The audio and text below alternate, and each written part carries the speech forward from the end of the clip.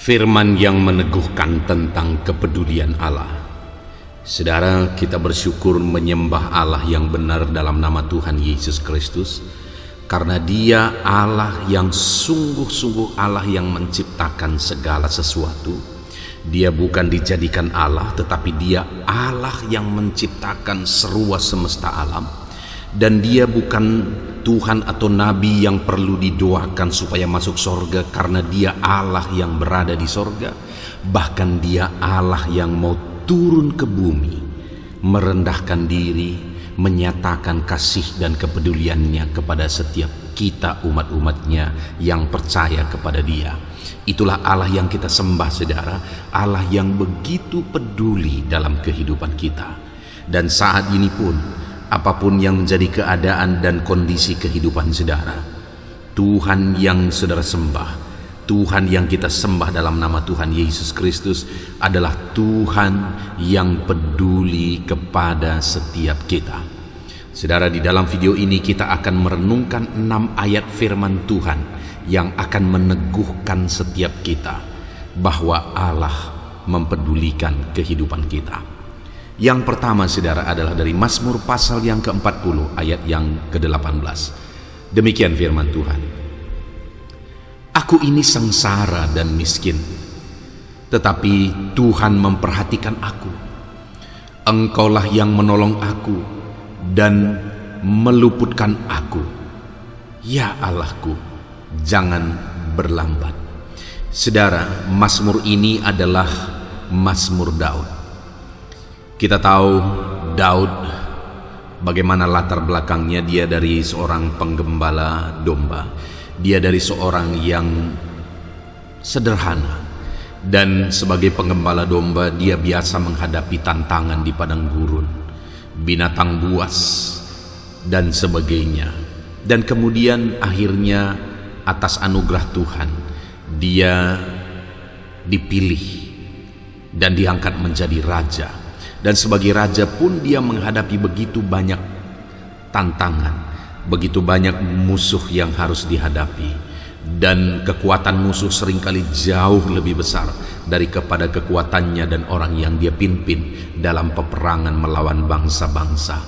Dan dalam situasi dan kondisi itu, Daud mengungkapkan bahwa aku ini sengsara dan miskin. Dia sadar keberadaannya. Tetapi dalam kemiskinannya, dalam kesengsaraannya, dalam situasi yang dia alami, ada hal yang disaksikan oleh Daud, di mana dia berkata, tetapi Tuhan memperhatikan aku. Apa yang membuat kondisi Daud berubah, saudara? Kepedulian Tuhan, perhatian Tuhan. Apa yang membuat kehidupan Daud terangkat dari hanya seorang penggembala kambing domba, tetapi akhirnya menjadi raja? Kepedulian Tuhan dan perhatian Tuhan. Dia berkata, Engkaulah yang menolong aku dan meluputkan aku, ya Allahku. Tuhan yang meluputkan dia, Tuhan yang menolong dia. Demikian juga saya dan saudara hari ini. Apapun kondisi kehidupan kita, saudara, mungkin engkau merasa hidupmu susah, engkau merasa hidupmu menderita saat ini. Dan kadang-kadang situasi membuat kita berpikir, saudara, bahwa kita tidak layak. Tuhan tidak memperhatikan kita. Tuhan tidak mempedulikan kita. Dengar, saudara, di dalam ayat ini Daud menegaskan dan mengungkapkan tentang kehidupannya, di mana kepedulian Tuhanlah yang telah mengangkat dia dari kemiskinan, kesengsaraan, menjadi seorang raja. Tuhan menolong dia, Tuhan memperhatikan dia.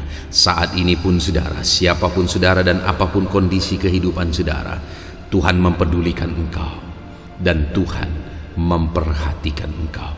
Tuhan kiranya memberkati saudara dalam segala situasi kehidupan saudara.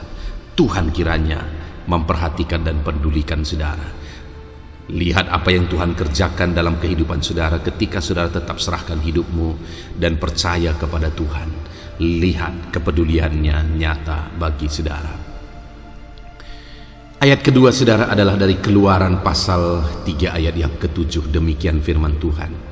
Dan Tuhan berfirman, Aku telah memperhatikan dengan sungguh kesengsaraan umatku di tanah Mesir, dan aku telah mendengar seruan mereka yang disebabkan oleh pengerah-pengerah mereka. Ya, aku mengetahui penderitaan mereka.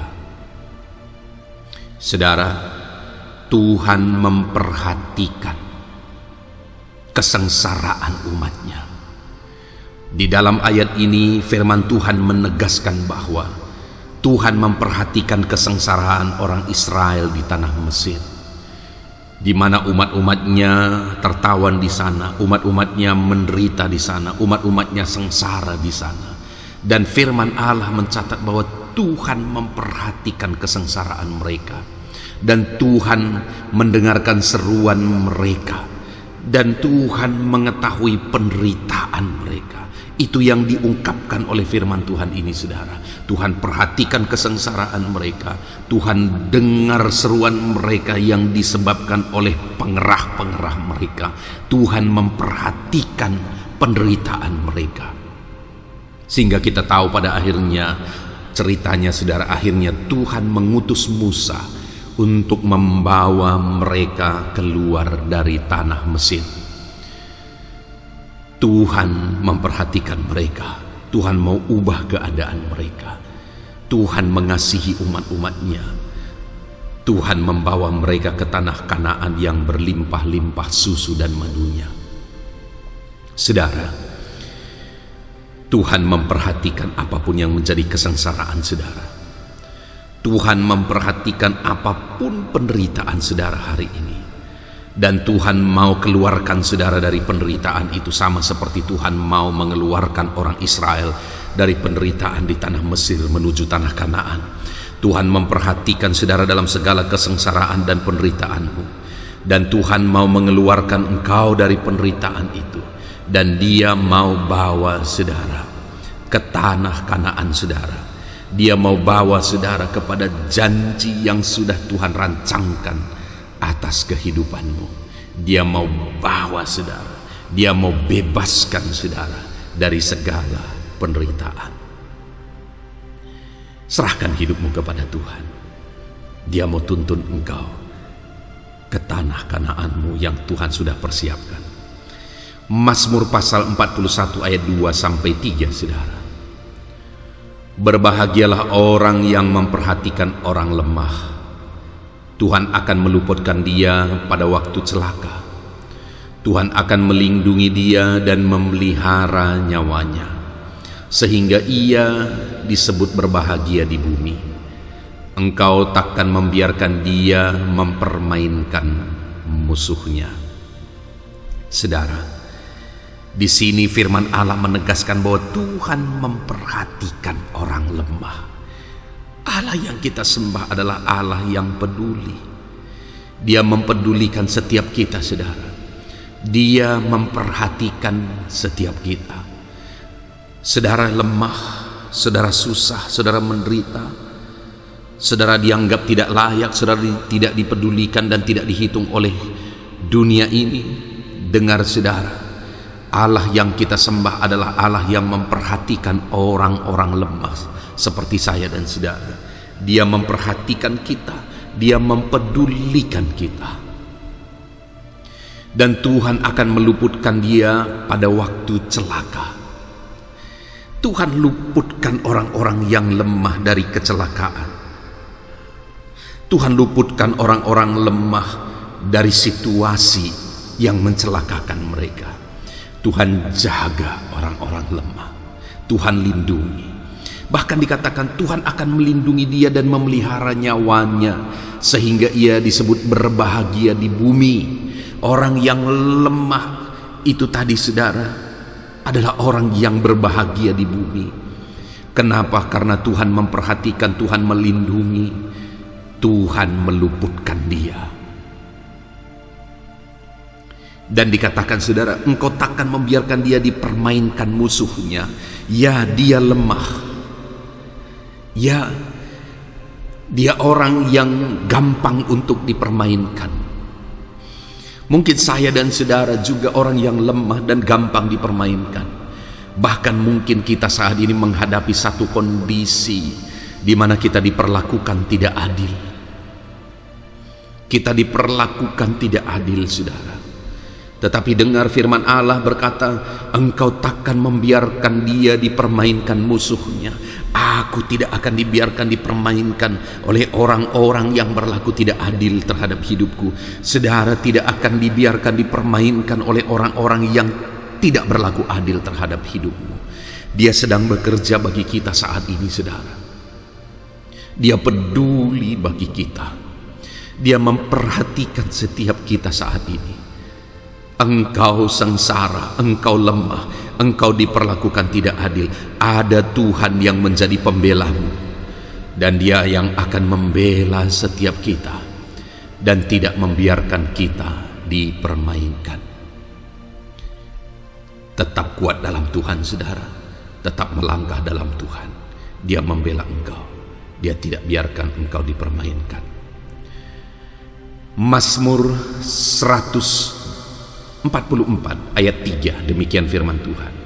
Ya Tuhan, apakah manusia itu sehingga engkau memperhatikannya, dan anak manusia sehingga engkau memperhitungkannya?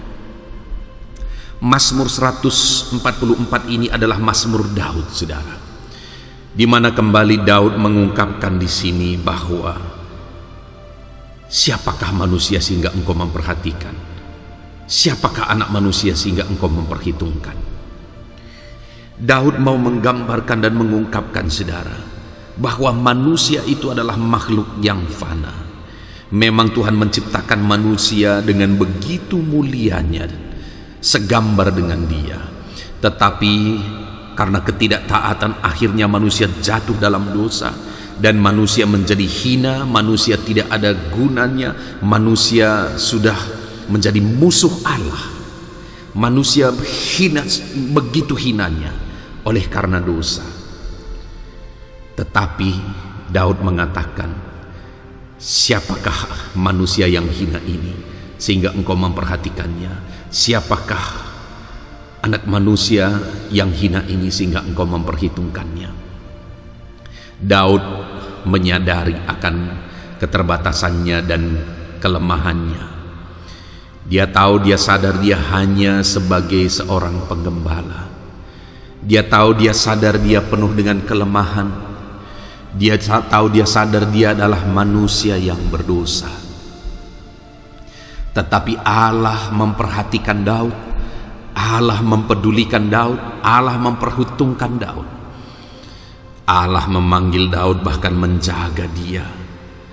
Tuhan jagai, lindungi, sertai Daud. Dalam peperangan demi peperangan, Tuhan yang berperang.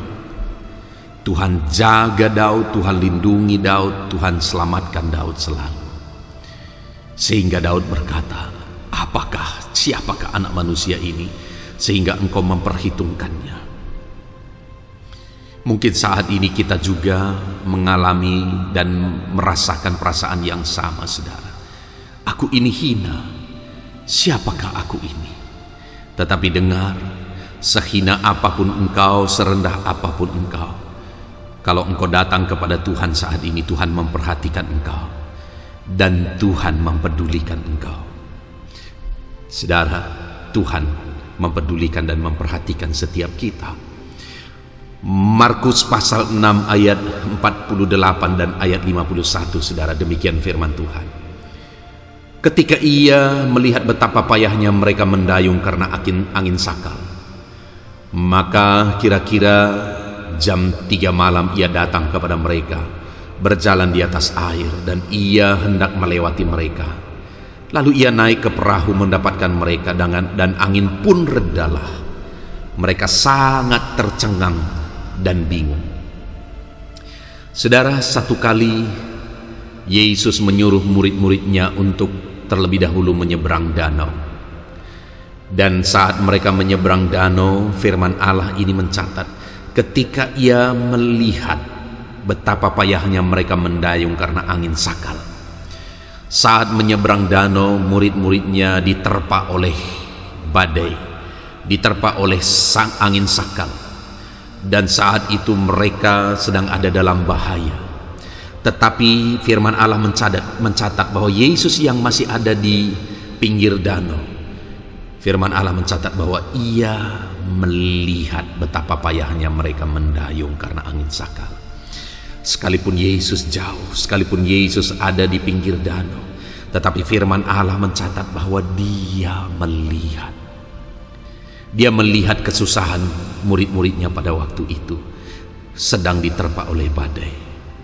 Hari ini pun saudara, Tuhan melihat kesengsaraanku. Tuhan melihat kesengsaraan saudara. Tuhan melihat badai kehidupan yang sedang kita alami saat ini. Dan bukan hanya Tuhan melihat saudara, firman Allah mencatat maka kira-kira jam 3 malam ia datang kepada mereka berjalan di atas air dan hendak melewati mereka. Lalu ia naik ke perahu mendapatkan mereka, dan angin pun redalah. Mereka sangat tercengang dan bingung. Saudara, saat Yesus melihat kesengsaraan muridnya oleh karena angin sakal, dia tidak tinggal diam. Dia datang kepada mereka, dan kemudian dia naik ke perahu mereka, dan angin pun redalah. Wow. Saat Yesus melihat kesengsaraan umatnya, dia tidak tinggal diam. Dia datang kepada umatnya, dan dia mau masuk ke dalam kehidupan umatnya, dan dia mau bertindak sama seperti kepada murid-murid. Dia naik ke atas perahu, dia mau masuk ke dalam kehidupan umat-umatnya dan menyelesaikan masalah yang ada. Kalau saat ini saya dan saudara sedang menghadapi penderitaan, diterpa oleh badai kehidupan, Yesus melihat semuanya saudara, dan dia tidak tinggal diam. Dia mau datang menyelesaikan masalah kita. Dia mau hadir dan bekerja dalam hidup kita, menyelesaikan masalah kita.